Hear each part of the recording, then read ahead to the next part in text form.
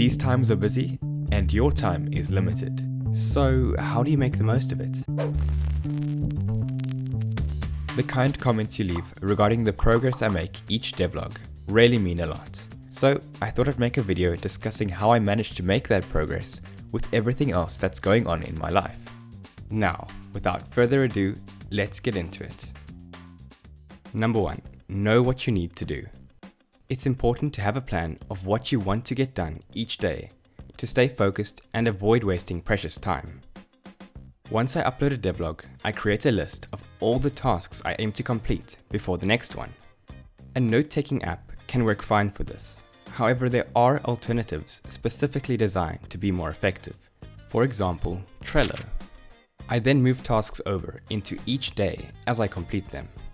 Not only does this help when making devlogs, but it also motivates me to see my list slowly but surely getting completed. On top of this, I break my days down even further by setting up a to-do list every morning. This doesn't only include game development though, but everything from attending lectures to doing laundry or going grocery shopping. These responsibilities are a big part of life and can take a big chunk out of your day. Milk. By not recognizing them, it could lead to you feeling like you weren't productive, when really you were. Number 2. Find your peak hours. Now that you know what you need to do, you need to know when to do it. Find a time of day when you feel at your peak, and set aside that time to tackle your most engaging work. For the most part, people usually agree they're most effective in the morning, but it can be difficult becoming a morning person. For starters, you need to force yourself to go to bed earlier. It may be difficult in the beginning, but slowly but surely, you'll train your brain to get used to it. To get up in those beginning stages though, you'll need to set multiple alarms, and maybe even put one in the corner of your room to get you out of bed. Once you're up, have a shower. No, this isn't just a Hollywood trick, it does actually work. Number 3. Cut out potential distractions.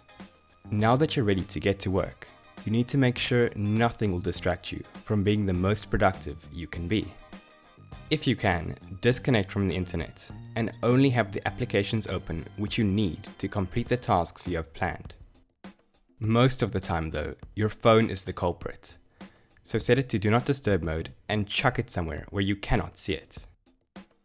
Number 4. Work smarter, not harder.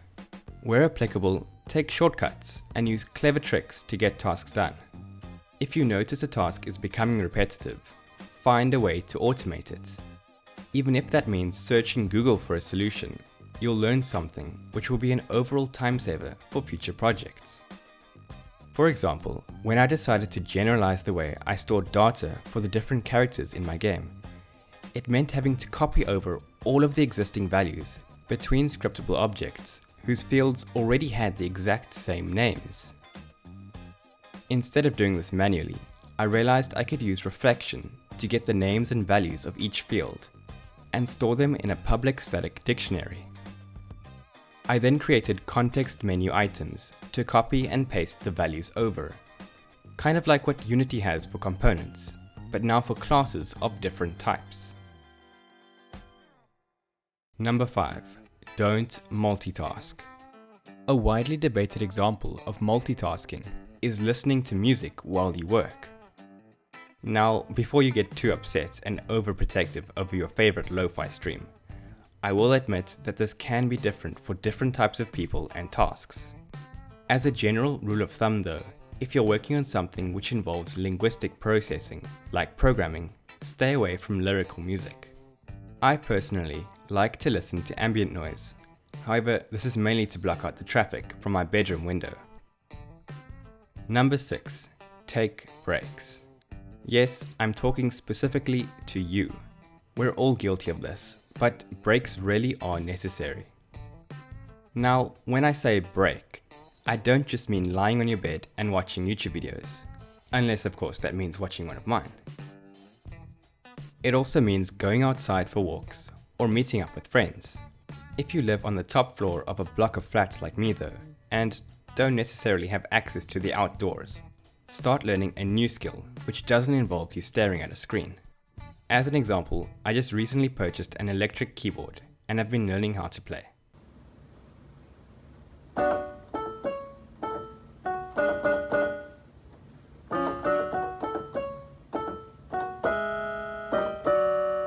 Number 7. Move around. Sometimes, moving around to different physical locations can help you break those unproductive cycles.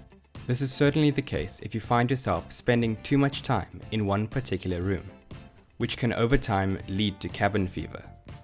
Fortunately, even though I live in an incredibly tiny student flat, there are study areas all around the building, and there is also a library at the university which I attend. Number 8. Take notes. The key thing to remember about note-taking is that you won't remember if you don't make a note of it. Don't fool yourself into thinking you don't have to write something down, because you'll just remember it. On top of that, it's also important to keep your notes organized. There is no point in throwing all your random thoughts onto a pile, which you know you'll never get around to going through anyway. Number 9. Burnout is the enemy. Burnout is possibly the single most deadliest threat to productivity, and if you've ever worked on one project for long enough, you'll know how this feels. The trick is to keep things interesting.